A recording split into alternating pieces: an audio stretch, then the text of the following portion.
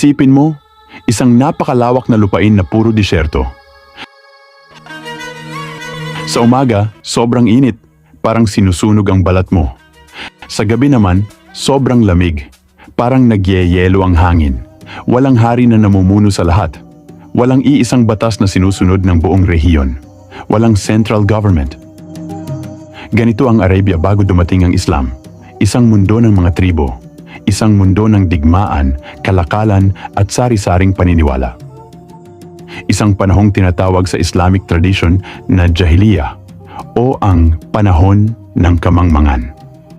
Pero teka muna, talaga bang puro dilim ang panahong ito? O may mga bagay tayong hindi masyadong alam? At ano nga ba talaga ang kalagayan ng Mecca bago isinilang si Muhammad? Noong ika-6 na siglo, ang Arabia ay hindi isang bansa. Wala itong sentral na pamahalaan. Ang tunay na kapangyarihan, nasa mga tribo.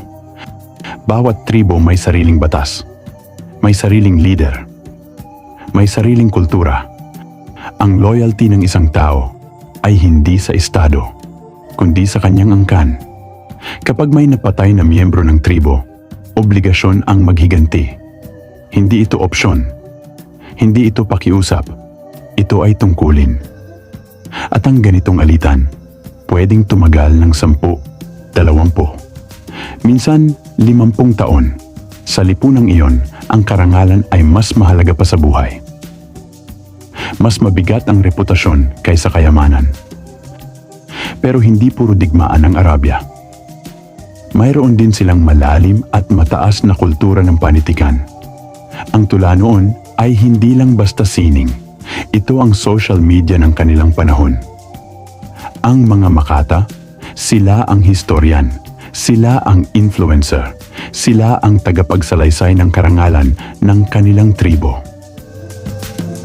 Ngayon, pag-usapan natin ang Mecca. Hindi ito basta maliit na bayan lang sa disyerto. Strategic ang lokasyon nito.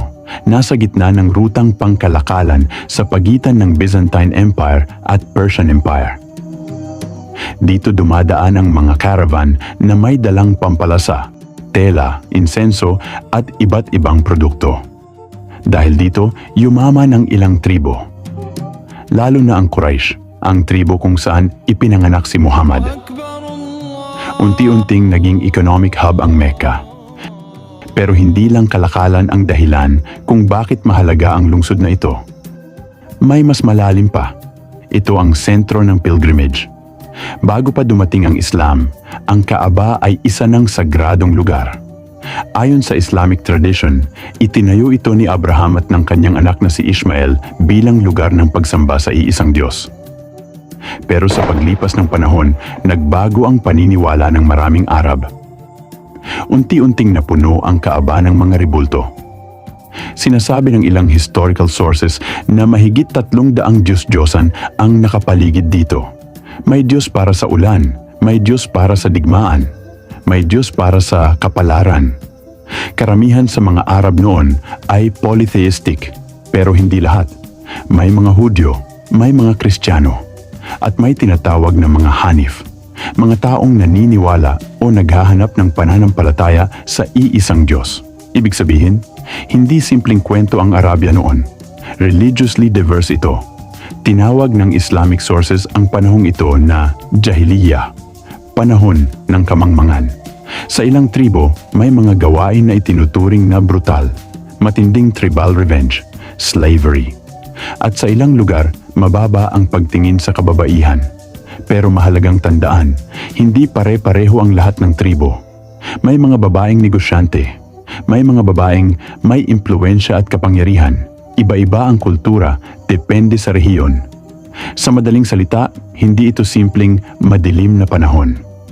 Isa itong komplikadong lipunan. May kaguluhan, pero may kaunlaran din. May karahasan, pero may kultura at sining din.